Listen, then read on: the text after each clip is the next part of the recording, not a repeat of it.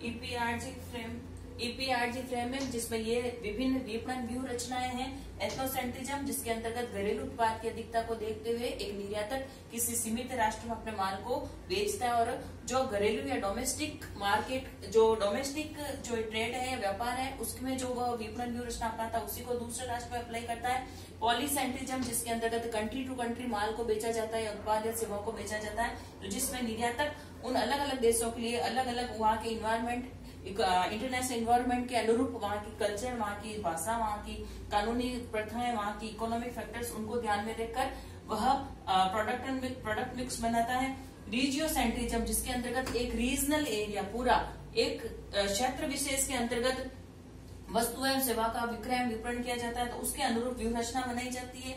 जियोसेंट्रिज्म यानी कि पूरे संपूर्ण विश्व के अंतर्गत जो मल्टीनेशनल कंपनियां होती, बहुराष्ट्रीय कंपनियां होती, उनके द्वारा जब उत्पाद एवं सेवा का विक्रय एवं विपणन किया जाता है तो उन संपूर्ण विश्व को एक बाजार मानकर बड़े लेवल पर प्रोडक्ट मिक्स की व्यूह रचना या प्रोडक्ट मार्केटिंग मिक्स स्ट्रेटेजी बनाई जाती है, यानी कि पूरे संपूर्ण विश्व को एक मानकर एक ही प्रकार की उत्पाद विपणन वितरण और स्थान से संबंधित व्यूह रचनाएं बनाती।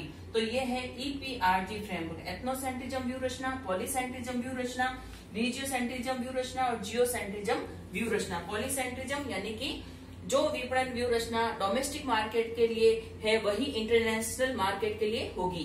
पॉलीसेंट्रिज्म जिसके अंदर कंट्री टू कंट्री एक निर्यातक या एक्सपोर्टर माल को बेचेगा तो वह अलग अलग बाजारों के लिए उनके इन्वायरमेंट के अनुरूप मार्केटिंग मिक्स व्यूह रचना स्ट्रेटेजी बनाएगा। रीजियोसेंट्रिज्म जिसमें एक क्षेत्र विशेष एक पूरा एरिया एक देशों के पूरे समूह के अनुरूप group of Nations, group of countries के हिसाब से मार्केटिंग मिक्स व्यू रचना बनाई जाएगी।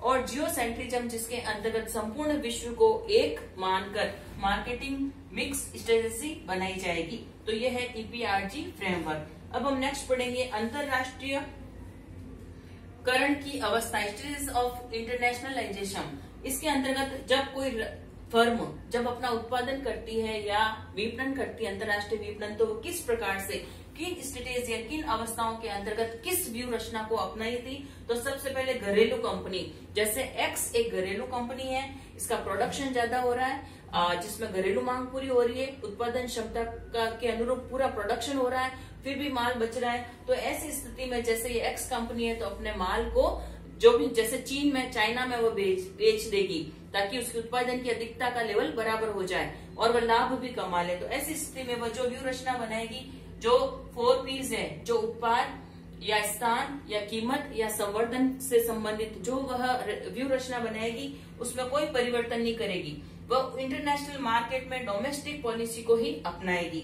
ये इसके लिए कौन सी लागू होगी? एथनोसेंट्रिज्म, स्वदेश के लिए स्वदेश मार्केट वाली व्यू रचना लागू होगी। फिर है अंतरराष्ट्रीय कंपनी। अंतरराष्ट्रीय कंपनी जो कुछ देशों में माल को बेचती है।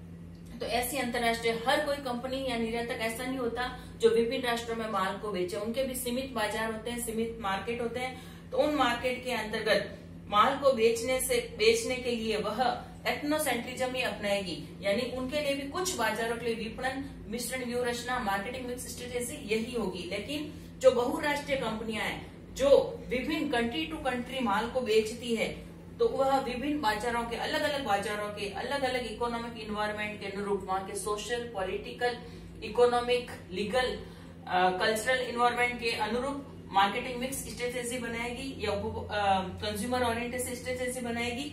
इसी प्रकार से जो एक ग्लोबल कंपनी है, जो ग्लोबल कंपनी वह संपूर्ण विश्व में अपने माल को बेचती है, विक्रय करती है, विपणन करती है। तो ऐसी ग्लोबल कंपनी जो है वो रीजियो जेंसेंट्रिक तथा जियोसेंट्रिक दोनों को ध्यान में रखते हुए विश्व को एक संपूर्ण विश्व को बाजार मानते हुए या किसी एक क्षेत्र विशेष के विभिन्न देशों को एक मानते हुए इन दोनों में से किसी एक को ध्यान में रखते हुए विपणन व्यूह रचना का निर्माण करेगी। तो आज हमने देखा बाजार अभिमुखीकरण तथा ईपीआरजी फ्रेमवर्क, ये चारों व्यूह रचनाएं।